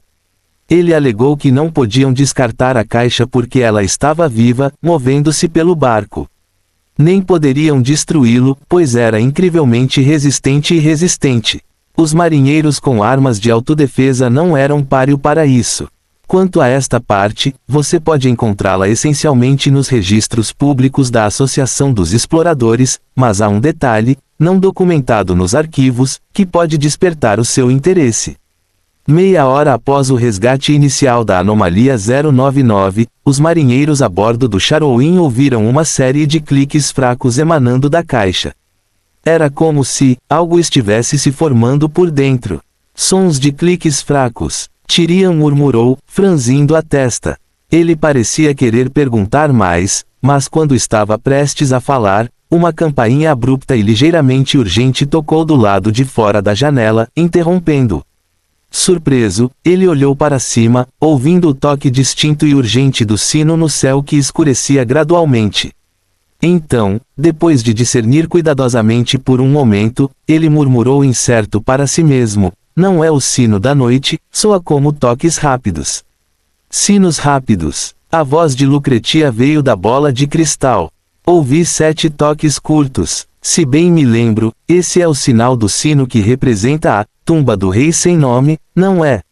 Fim do capítulo. Capítulo 257, Cortês. O sino urgente tocou rapidamente, soando 7 toques curtos em sucessão, seguido por uma breve pausa e outros 7 toques antes de repetir esse padrão 3 vezes. Tyrion ouviu atentamente os sons que vinham pela janela. Ele podia ouvir conversas ecoando no corredor e passos apressados vindos do espaço aberto. Estas foram as comoções causadas pelos sacerdotes seniores correndo para estabelecer proteção em locais cruciais para a vigília noturna. Ao mesmo tempo, o indivíduo de mais alto escalão da catedral já deveria ter se retirado para um santuário escondido, preparando-se para participar da reunião dos santos. Embora Tyrion não fosse membro da igreja, ele viveu meio século e estava bem familiarizado com suas regras. Ele poderia deduzir informações vitais da frequência e repetição dos sons do sino. Sinalizou uma assembleia, escuta, um convite enviado diretamente da tumba do rei sem nome, e parecia bastante urgente. Poderia haver um problema com uma anomalia ou uma visão. É uma nova descoberta ou uma antiga mudou significativamente? Lucretia ponderou em voz alta, parece que não faz muito tempo desde a última chamada. Tyrion ouviu a comoção lá fora por mais algum tempo antes de reorientar sua atenção e balançar a cabeça. Este é um assunto da própria Igreja da Tempestade, não precisamos interferir. Lucretia assentiu gentilmente, depois olhou para o irmão. Você tem mais perguntas sobre a anomalia 099? Tyrion considerou por um momento e balançou a cabeça. Não, isso é tudo. Além disso, com o sino urgente tocando esta noite, a catedral em breve entrará em estado de vigília noturna, por isso é melhor não continuar discutindo assuntos relacionados a anomalias. Tudo bem, então continuarei com minhas próprias tarefas, disse Lucretia prontamente. A bola de cristal na mesa começou a tremer levemente e sua figura começou a desaparecer. Mas pouco antes de a conexão ser totalmente cortada, ela se lembrou de algo e de repente disse: "Ah, tem mais uma coisa sobre nosso pai." Tyrion hesitou um pouco. Vá em frente. Ele parecia normal quando veio ver você desta vez. Ele era muito lúcido e até um pouco. Tyrion hesitou, mas finalmente continuou: "Não posso ter certeza, mas ele parecia quase afetuoso." "Ah, isso é bom." Reticências. Vanna correu para a catedral e avistou o bispo Valentine já esperando por ela em frente à estátua da deusa. Ela se aproximou apressadamente e perguntou: "Por que a outra ligação tão cedo? Isso nunca aconteceu antes." "Eu não sei, mas desta vez o toque do sino é controlado diretamente pela Catedral da Tempestade, então deve ter um motivo." Valentine acenou para Vanna, e enquanto eles caminhavam em direção à passagem que levava à caverna inundada, ele falou rapidamente: "Como da última vez, pode ser devido a mudanças diretas na lista de anomalias e visões, com o guardião da tumba enviando uma convocação." Vanna seguiu os passos do bispo idoso. Ao passar pela estátua da deusa, ela hesitou por um momento, mas logo se curvou respeitosamente como sempre fazia antes de continuar em direção à entrada da passagem. Em pouco tempo, eles estavam na caverna inundada usada para construir o canal psíquico. A cena na câmara secreta permaneceu inalterada, com as antigas paredes de pedra perpetuamente úmidas e a bacia de fogo no centro queimando com uma chama etérea. "É tranquilo aqui, criado com maestria pelos sons da água escorrendo e do eco das ondas." Então, a porta da câmara secreta se fechou. Vanna respirou fundo, parou diante da bacia do fogo e abaixou a cabeça para contemplar as chamas que ardiam sem combustível. Ela tentou acalmar seus pensamentos, sincronizando gradualmente sua espiritualidade com a orientação da deusa enquanto a chama saltitante preenchia sua visão. Esse processo deveria ter sido rotineiro, mas Vanna achou bastante difícil desta vez, pois tentou não imaginar as chamas ficando verdes fantasmagóricas ou a possibilidade dos olhos do Capitão Duncan se esconderem atrás das sombras. Querendo ajuda, ela olhou para o bispo Valentine, que já havia fechado os olhos e respirando com firmeza, sinal de que já havia entrado na assembleia. Vanna desviou o olhar relutantemente, respirou fundo e tentou concentrar seu espírito mais uma vez, sincronizando sua espiritualidade com a orientação da deusa. Felizmente, ela conseguiu desta vez. A água do mar etérea girava em torno dela, envolvendo suavemente seus sentidos enquanto eles se separavam do corpo mortal. Vanna sentiu-se momentaneamente desorientada antes de se encontrar no misterioso antigo salão de reuniões. A familiar praça sem limites, os antigos pilares quebrados que a rodeavam e as vagas sombras em forma humana reunidas entre os pilares encheram sua visão. Uma das sombras se aproximou dela rapidamente. Era o bispo Valentine. "Vanna, você teve problemas? Você demorou mais desta vez." "Minha mente não estava focada o suficiente", respondeu Vanna casualmente. Ela então notou uma figura impressionante parada na beira da praça, uma mulher clara e bonita, vestida com um manto magnífico, bem diferente das outras sombras borradas dos santos. Vanna, claro, reconheceu a figura. "Papa Helena está aqui pessoalmente?" Ela perguntou surpresa. "Eu realmente escolhi um momento ruim para me atrasar." "Está tudo bem, você vai se acostumar a se atrasar", Valentine disse indiferentemente. "Ela já estava aqui quando cheguei. Ela pode até ter sido a primeira aqui. Suponho que ela possa ter alguns arranjos especiais." Vanna ouviu sem entusiasmo, sentindo como se a figura clara e elegante estivesse lançando um olhar quase imperceptível em sua direção.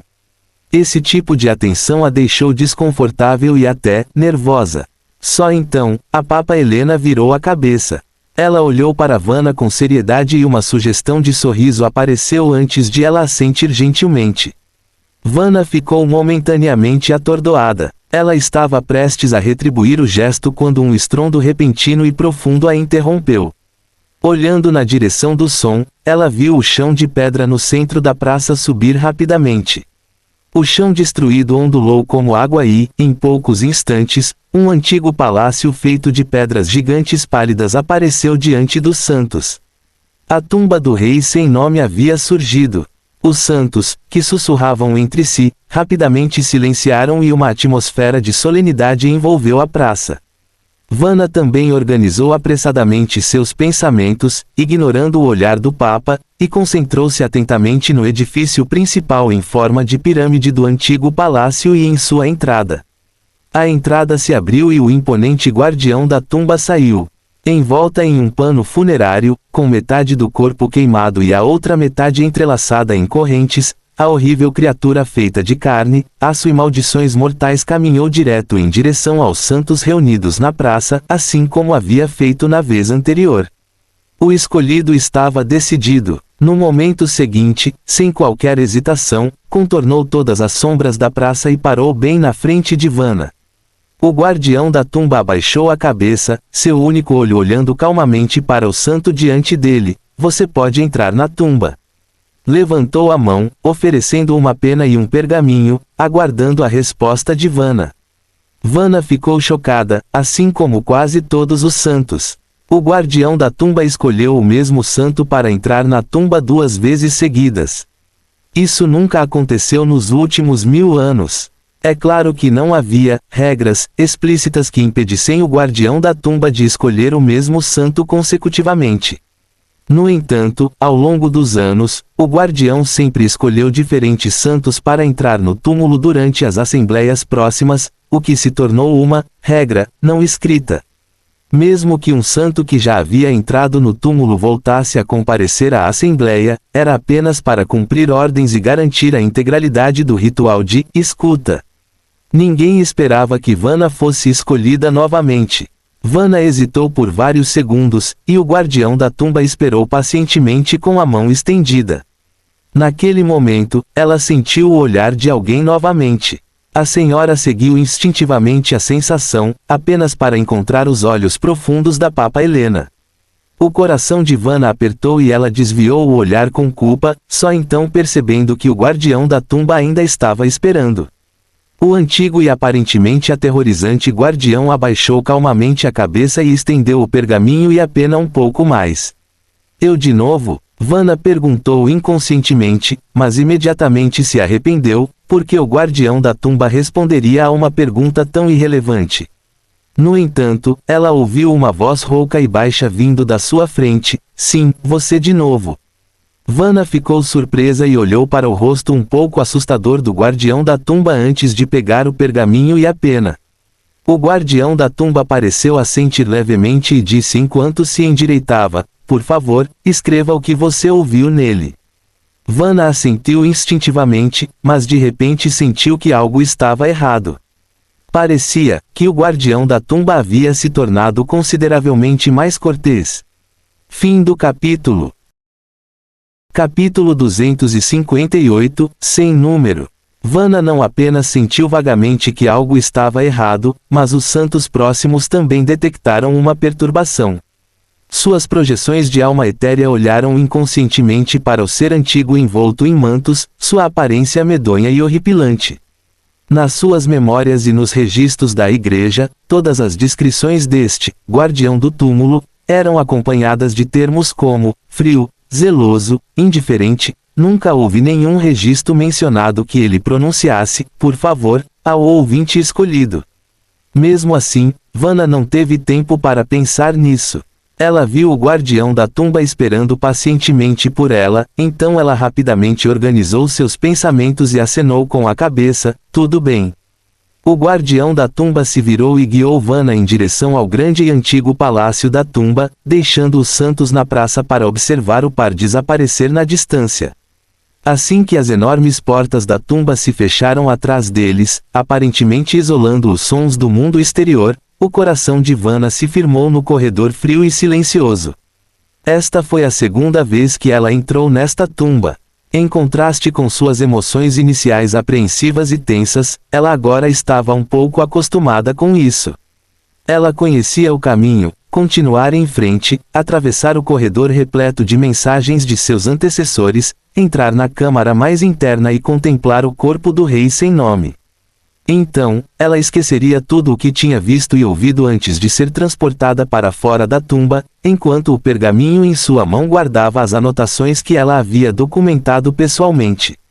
Os segredos proibidos de sair do túmulo seriam eliminados, enquanto aqueles que poderiam ser compartilhados com o mundo permaneceriam.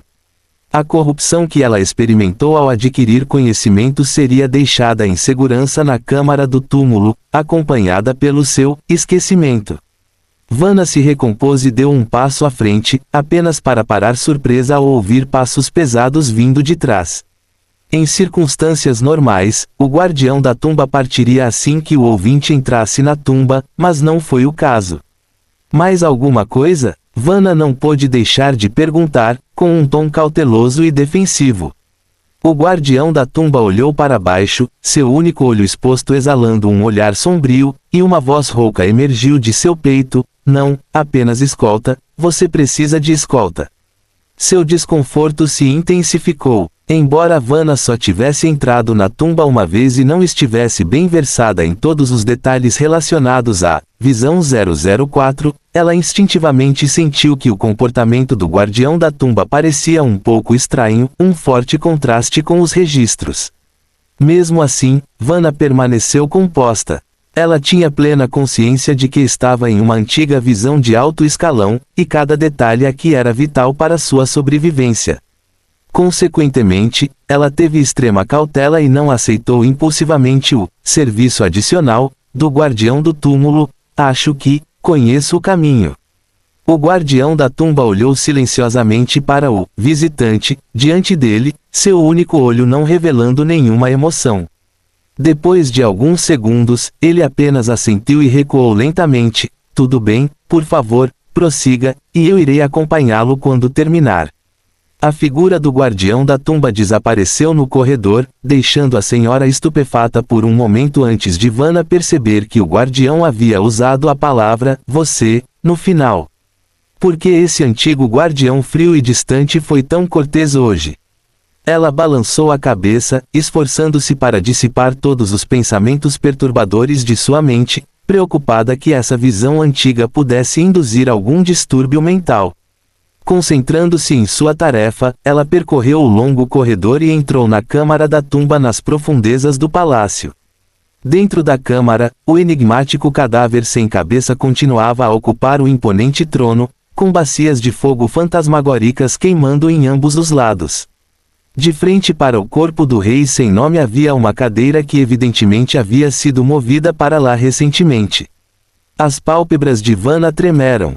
Naquele instante, o inquisidor tipicamente sério e disciplinado teve uma ideia um tanto absurda: um prato de frutas seria acrescentado na próxima vez que ela visitasse. Ela se aproximou da cadeira e sentou-se cautelosamente, depois ergueu os olhos para o cadáver sem cabeça no trono. No segundo seguinte, ela abriu os olhos e se viu parada na vasta praça de pedra aberta. O céu turbulento encheu sua visão, luzes misteriosas emanando dos pilares quebrados à distância, e um barulho estrondoso originou-se atrás dela. A visão 004 desceu rapidamente de volta ao solo. Ainda um pouco atordoada, Vanna notou que os santos da praça se reuniram rapidamente. Um santo etéreo, carregando a aura familiar de Valentim, aproximou-se de Vanna com urgência. "Rápido, veja o que está registrado no pergaminho." Vanna voltou à realidade, pegando apressadamente o pergaminho em sua mão. Como previsto, este pergaminho ainda estava incompleto, mas comparado ao anterior, que tinha apenas um pequeno fragmento restante, a situação havia melhorado consideravelmente. Faltava apenas metade do pergaminho, enquanto a parte restante continha escrita legível. Os olhos de Vanna examinaram sua própria caligrafia. Sombras na escuridão profunda começaram a surgir. O dia de zarpar. Visão. Plano. Os santos trocaram olhares, e a santa aparição de Valentim olhou para Vanna com espanto, querendo instintivamente perguntar algo, mas sem saber como formulá-lo. Houve um problema significativo com o conteúdo do pergaminho. Contudo, o ouvinte não conseguia se lembrar de sua experiência na câmara central da tumba, e o texto que podia ser impresso no papel era a única informação disponível. A visão 004 não forneceria mais respostas, a única garantia era a exatidão e veracidade do conteúdo do pergaminho. Sombras na escuridão profunda, o dia da partida, um santo não pôde deixar de murmurar, olhando perplexo para os seus homólogos. A informação transmitida do túmulo no passado era relativamente precisa e inequívoca, raramente existiam metáforas tão vagas. Talvez esta seja uma informação precisa e inequívoca, apenas que a parte principal foi arrancada, outro santo refletiu, e em vez disso, o conteúdo da última frase é: visão, splende, alguém sussurrou suavemente. O olhar de Vanna também estava fixo na última frase do pergaminho. Entre as três frases, apenas esta capturou completamente sua atenção. Ela naturalmente pensou no grande incêndio, no navio fantasma e nas chamas fantasmagóricas que eventualmente engoliram toda a cidade-estado. Mas então, ela percebeu outra coisa. Sem número, ela disse surpresa, então olhou para Valentine e repetiu, sem número. Nesse momento, ela nem sabia em que ponto deveria ficar mais surpresa a princípio, se para ficar surpresa por Splende ter sido identificado como uma visão, ou para ficar surpresa por essa visão não ter número. Os santos estavam um tanto inquietos. Embora fossem clérigos de alto escalão de várias regiões eclesiásticas com vontades fortes e forças poderosas, eles não puderam deixar de cair em confusão e perplexidade. As discussões baixas e desconfortáveis ecoaram ao redor deles, e alguns santos mais familiares abordaram Vanna e Valentine, perguntando sobre a situação recente em Splende.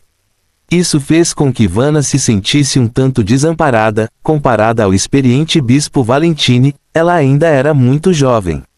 Felizmente, a comoção durou pouco tempo e os santos reunidos na praça de repente se acalmaram. Vanna olhou para cima e viu as figuras sombrias recuando para os lados enquanto uma senhora elegante vestida com um manto luxuoso caminhava em direção a ela e ao bispo Valentine. Eles imediatamente se curvaram para o recém-chegado, Sua Santidade. Não há necessidade de formalidades, o governante da Igreja da Tempestade, o representante da deusa da tempestade no mundo mortal, Papa Helena, olhou para Vanna, depois para o pergaminho. Posso dar uma olhada? Claro, Vanna rapidamente entregou o pergaminho. Aqui está. Helena pegou o pergaminho, seus olhos examinando o texto, depois olhou para Vanna com um leve sorriso. A caligrafia é muito bonita, muito melhor do que a escrita do seu relatório.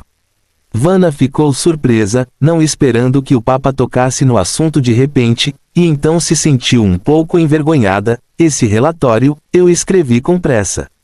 A cidade-estado estava um pouco caótica naquela época. Eu entendo. Quando escrevi um relatório tão longo pela primeira vez, quase tive vontade de comer a caneta, disse Helena com um sorriso. Então a máquina de escrever é uma boa invenção, por que não usá-la? Vanna respondeu com um tom estranho, eu sempre quebro sem querer e não estou acostumada. O sorriso de Helena ficou ainda mais evidente, e então ela devolveu o pergaminho para Vanna, dizendo casualmente, já li todos os relatórios que você enviou sobre o histórico incidente de poluição em Splende, incluindo a parte sobre os desaparecidos. Francamente, depois de passar por uma mudança tão drástica, não é surpreendente que a cidade-estado de Splende tenha se tornado um lugar semelhante a uma visão. Embora o processo de nascimento desta visão seja extraordinário, ser extraordinário é a natureza das anomalias e das visões. Ela parou por um momento e sua expressão gradualmente ficou séria. No entanto, não ter número é um pouco extraordinário. Fim do capítulo. Capítulo 259, depois do lançamento da moeda. Desde que a visão 004 introduziu a primeira lista ao mundo atual, todas as anomalias e visões receberam números. Apesar das mudanças de posição, da evolução das características, ou do desaparecimento ou transformação de algumas anomalias e visões, sempre houve um espaço vazio na lista para dar conta delas. Durante milênios, esta regra permaneceu inalterada. Assim, as pessoas acreditavam que a visão 004 servia como um foco que transcende a ordem do tempo e do espaço. Todas as anomalias e visões, sejam do passado ou do futuro, deixaram as suas marcas neste ponto focal, mesmo que ainda não tivessem surgido, suas posições foram pré-determinadas. No entanto, esta regra de longa data foi quebrada hoje com o aparecimento de uma visão inumerável que surgiu diante de todos. Para aumentar o desconforto, esta visão era conhecida como planta, a pérola do mar sem limites, a parada mais próspera na rede de comércio oceânico e o maior local de encontro dos crentes da Igreja da Tempestade. No entanto, por alguma razão, Vanna sentiu que o Papa, que mantinha uma atitude serena e introvertida, não parecia excessivamente preocupado.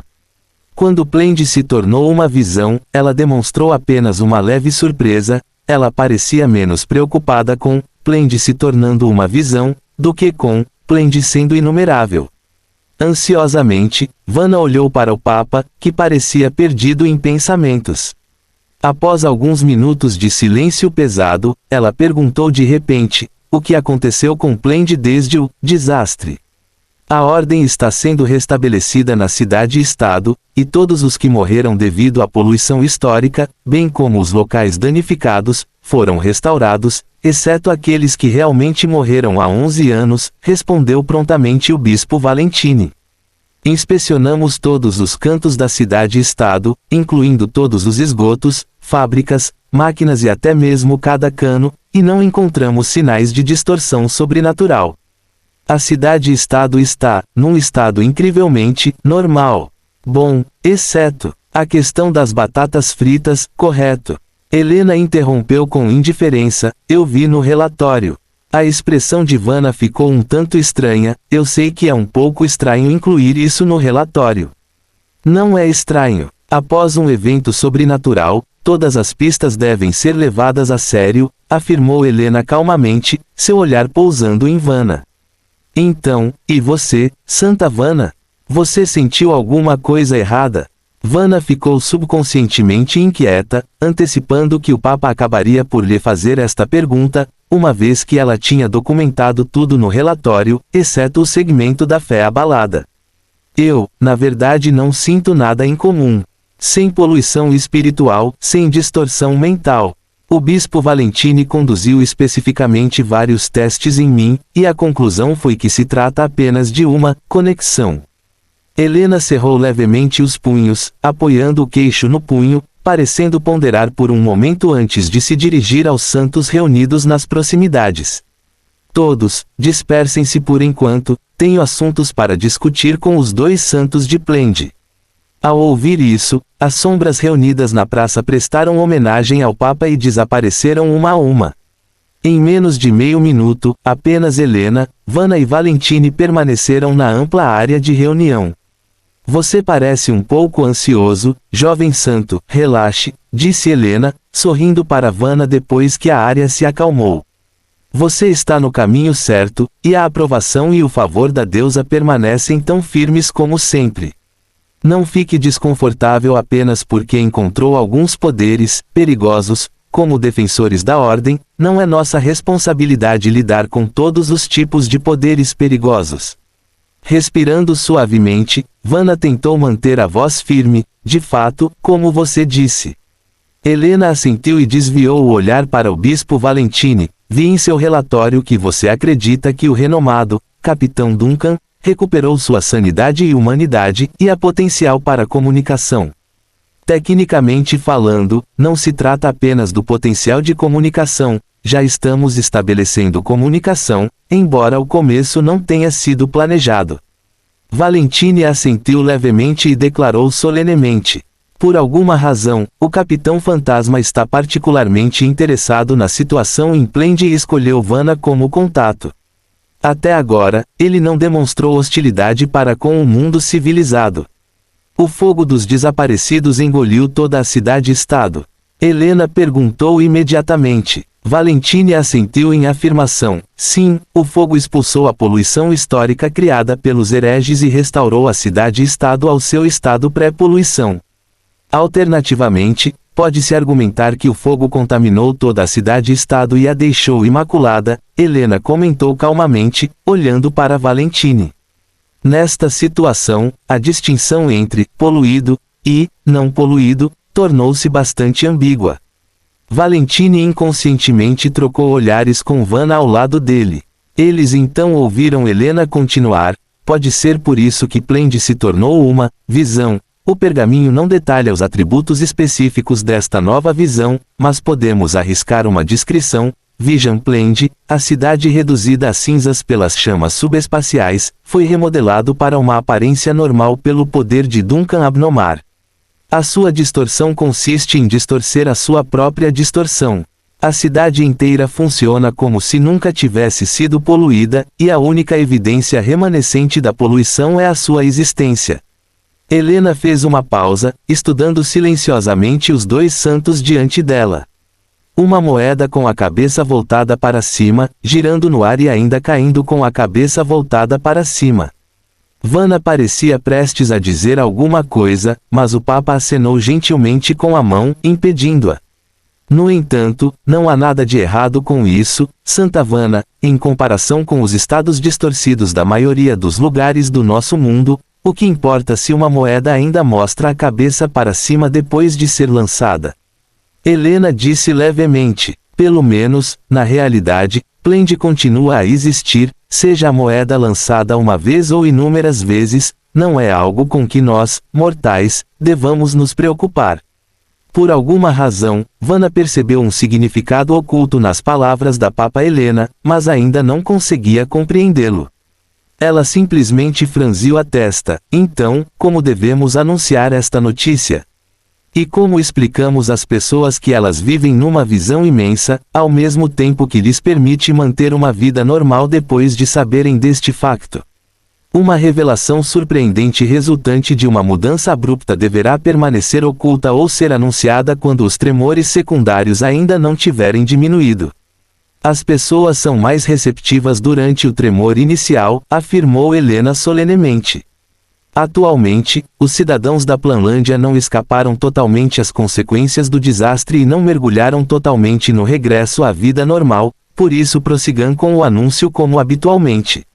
No entanto, tenha cuidado ao orientar as pessoas, ajudando-as a compreender o caráter distintivo desta visão. Nem todas as visões são perigosas, e lembre-se sempre que o nosso mundo ainda hoje é sustentado pela iluminação da visão 001. Sim, o bispo Valentine inclinou a cabeça. Vou consultar a prefeitura sobre esse assunto, determinando a forma mais prudente de divulgar essa notícia. Helena assentiu, seu olhar vagando inadvertidamente sobre Vanna antes de acrescentar, há mais algumas coisas.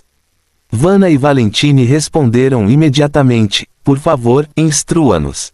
Helena hesitou momentaneamente, não é tão urgente assim, discutiremos isso com mais detalhes quando nos encontrarmos.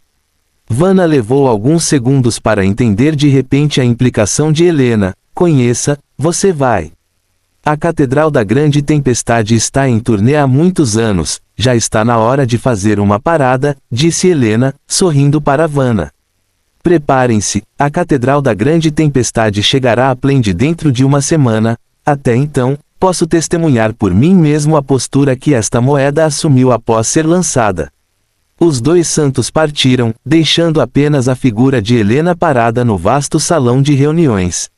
Mas apenas meio minuto depois, sombras trêmulas emergiram da escuridão próxima, e o líder alto, magro e idoso da Igreja da Morte, Banster, junto com o líder de rosto gentil e ligeiramente acima do peso da Academia da Verdade, Lune, materializaram-se dos sombras e ficou diante de Helena. Banster olhou na direção que Vanna havia saído antes de voltar seu foco para o Storm Pope. É ela. Ela parece comum. Mas o governante da tempestade a escolheu, Helena respondeu calmamente. É a vontade da deusa. A rechonchuda e gentil Lune contemplou por um momento antes de falar curiosamente, mas por que o governante da tempestade a escolheu? Ninguém consegue decifrar as intenções da tempestade. Helena balançou suavemente a cabeça antes de mudar de assunto. Não vamos insistir nisso, vamos discutir as informações reveladas pela visão 004 desta vez, uma visão incontável, que é muito mais desconcertante do que a visão em si. Fim do capítulo. Capítulo 260, Arca da Igreja. Após um período indeterminado de silêncio que pairou no ar, o Papa Banster da Igreja da Morte finalmente quebrou o ar. Anomalias e visões que divergem da norma sempre surgem como ocorrências irregulares. Eternal Zero é certamente útil, mas não deve ser empregado de forma imprudente, disse o baixinho, rechonchudo e afável Lune. Então, balançando a cabeça, não podemos aplicar a lei do Eterno Zero a tudo que não compreendemos.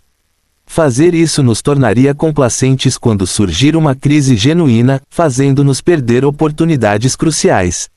Você está insinuando que as informações fornecidas pela visão 004 não são confiáveis? Banster perguntou, inclinando ligeiramente a cabeça. Não é que o Vision Blend não tenha um código numérico, mas sim que esteja oculto. Pode ser um esquema de nomenclatura totalmente novo, refletiu Lune. O Vision 004 e o Vision Blend podem ser precisos, mas ainda precisamos compreender esse novo método de nomenclatura de visão. Blend passou por alguns eventos altamente incomuns recentemente, uma cidade-estado contaminada pela história, mas, resgatada, pelo poder subespacial, algo sem precedentes. Não gosto de novos mecanismos, Banster balançou a cabeça, em voz baixa. Novos mecanismos implicam novos fatores incontroláveis. Sacrificamos muito para compreender o mundo e, no entanto, ele continua a mudar. Ninguém gosta disso, mas o mundo é consistentemente cruel. Lune encolheu os ombros, voltando-se para Helena. Espero que você possa aprender algo em Blend e testemunhar em primeira mão o que aconteceu naquela cidade-estado.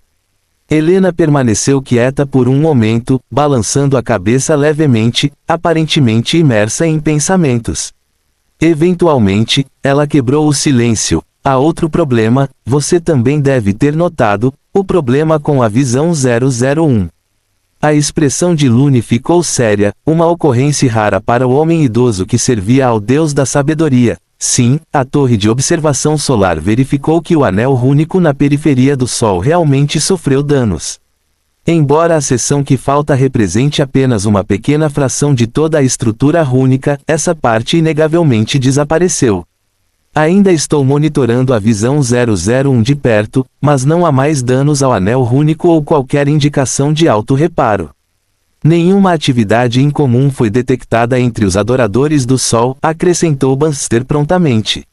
Inicialmente, suspeitei do envolvimento deles, mas com base nas informações que coletamos, os próprios hereges do Sol não parecem ter notado as mudanças da visão 001.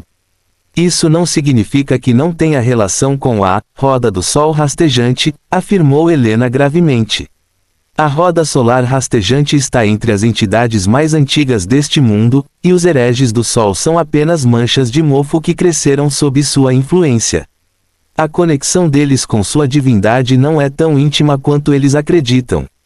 Continuaremos monitorando esses cultistas e os descendentes herdeiros do Sol por trás deles, declarou Banster lentamente. Assim como os Enders do juízo final, em qualquer caso, o que ocorreu em Blend não deve ser repetido. Helena assentiu levemente, observando enquanto as sombras dos dois papas desapareciam e se dissipavam na escuridão, desaparecendo no vazio. Ela voltou seu olhar para o local onde o túmulo do rei sem nome havia afundado e logo sua figura desapareceu gradualmente do salão de reuniões também. No momento seguinte, Helena abriu os olhos para o reino físico, saindo da câmara secreta quando dois atendentes se aproximaram. Helena acenou com a mão, sinalizando para que saíssem, e seguiu sozinha pelo longo corredor em direção ao convés superior do navio catedral. Uma grande catedral navegava sobre o vasto e ilimitado mar escuro, com as 3 torres, os pináculos imponentes e as torres cineiras da catedral alcançando os céus. Seus topos estavam envoltos em névoa, enquanto a metade inferior do navio catedral consistia em armaduras pesadas, enormes canos e a robusta estrutura mecânica conectando-se à área do convés. Uma arca colossal, a metade inferior uma fortaleza de aço e a metade superior uma catedral sagrada. Esta era a verdadeira sede da Igreja da Tempestade, a Catedral da Grande Tempestade, navegando no mar sem limites. Helena saiu do corredor adornado com runas sagradas e chegou ao terraço do convés superior, observando silenciosamente o magnífico feito de engenharia abaixo dela. Esta catedral era relativamente nova, na verdade, seu casco havia sido concluído há apenas 35 anos e sua estrutura superior havia sido concluída apenas 20 anos antes. Estudiosos da Academia da Verdade ajudaram no projeto do imenso sistema de energia e dos intrincados mecanismos de controle da nave catedral e, até agora, tudo funcionou perfeitamente. Antes da conclusão do navio catedral, a Catedral da Grande Tempestade era menor em escala e passava menos tempo navegando no mar sem limites.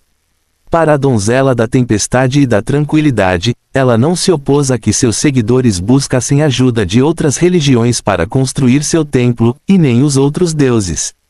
Na verdade, os deuses eram indiferentes a tudo o que acontecia no mundo mortal. Helena respirou suavemente, observando a névoa fina que cercava o navio catedral. Essa camada de névoa e a escuridão caótica da água do mar próxima significavam que toda a arca estava atualmente navegando entre os reinos da realidade e o mundo espiritual. Nesta posição, a maioria dos navios comuns que navegavam no mar ilimitado não conseguiam detectar a presença da Catedral da Grande Tempestade. Depois de saborear silenciosamente a brisa fria por um tempo, Helena estendeu a mão, agarrou um pedaço de madeira entalhada à mão em forma de onda e tirou-o do seu lado. Depois de invocar o nome da deusa da tempestade, Gomona, ela lança o amuleto de onda feito de madeira do sopro do mar, no mar.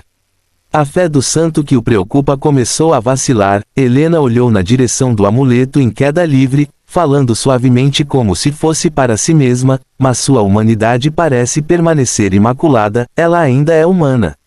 As ondas ondulavam suavemente como se sussurros invisíveis ecoassem suavemente pelas águas. Helena ouviu atentamente por um longo tempo e acenou com a cabeça gentilmente. Isso é bom, sim, eu entendo. Depois de flutuar na superfície da água por um tempo, o amuleto Seabref-Wood finalmente caiu e afundou silenciosamente no mar ilimitado. Reticências. Dentro do antiquário de Plende, o sol da manhã brilhava hoje enquanto a luz entrava pelas janelas recém-limpas e nas prateleiras espalhadas que abrigavam as falsas relíquias. Alegre como sempre, Nina cantarolava uma melodia animada enquanto tirava o pó da mercadoria, ocasionalmente espiando para observar as figuras perto do balcão enquanto o fazia. Alice e Shirley estavam sentadas ali, com as sobrancelhas franzidas e segurando uma pilha de cartões com o alfabeto, enquanto o cão se escondia nas sombras perto do balcão, tentando escrever palavras com um lápis na pata. Na verdade, Nina achou incrível que Dog conseguisse segurar um lápis com a pata esquelética. Do ponto de vista dela, seria um desafio manter o controle. Prestes a adormecer pela terceira vez, Shirley bocejou amplamente, colocou os cartões do alfabeto no balcão e olhou para Alice, que estava totalmente concentrada. Você não está com sono? Não, na verdade não. Alice ergueu a cabeça e respondeu honestamente, não sei como é estar com sonolência, só durmo na hora de dormir. Eu me pergunto como é ser uma boneca viva com alma, Shirley murmurou, depois olhou em volta cautelosamente e olhou furtivamente para cima antes de sussurrar, ei, por que o senhor Duncan não desceu hoje? E quando eu ouvi isso manhã, ele parecia preocupado. Alice colocou de lado os cartões do alfabeto que acabara de memorizar, pegou um limpo e começou a recitar novamente enquanto dizia distraidamente, ele está ponderando sobre os mistérios do fundo do mar. Pensando nos mistérios do fundo do mar. Shirley ficou intrigada, o que isso significa? Eu não sei, foi o que ele disse. Alice balançou a cabeça levemente. Por que você não vai perguntar a ele? Ele deveria ficar feliz em te ensinar algo. Shirley abriu a boca, prestes a dizer algo quando de repente, ela ouviu o som de cachorro em pânico vindo das sombras perto do balcão. Se você quer cortejar a morte, não me arraste com você. Eu não disse que ia perguntar. Shirley olhou na direção da voz. Eu ainda tenho que. Ela tinha acabado de chegar na metade da frase quando de repente ouviu o som nítido de uma campainha vinda da direção da porta. Cachorro desapareceu instantaneamente, enquanto Alice graciosamente deixou de lado seus cartões do alfabeto e olhou para a porta. Bem-vindo, posso. Ah! Senhor Morris. A pessoa que havia chegado de manhã cedo era Morris. O estudioso idoso usava um casaco escuro de inverno, um chapéu grosso de feltro de topo redondo e carregava um livro velho e robusto debaixo do braço. Depois de entrar, ele cumprimentou Alice e Shirley no balcão e depois olhou para Nina, que estava arrumando as prateleiras próximas. O senhor Duncan está aqui? Ele está lá em cima. Nina assentiu, olhando curiosamente para o velho. Você precisa dele para alguma coisa? Acho que encontrei a origem desse símbolo. Morris acenou com entusiasmo o livro antigo que trouxera consigo. É inacreditável que tenha aparecido em um documento sobre o antigo reino de Creta, e tão discreto. Fim do capítulo. A compaixão pelos animais está intimamente ligada à bondade de caráter, e pode ser seguramente afirmado que quem é cruel com os animais não pode ser um bom homem. Arthur Schopenhauer.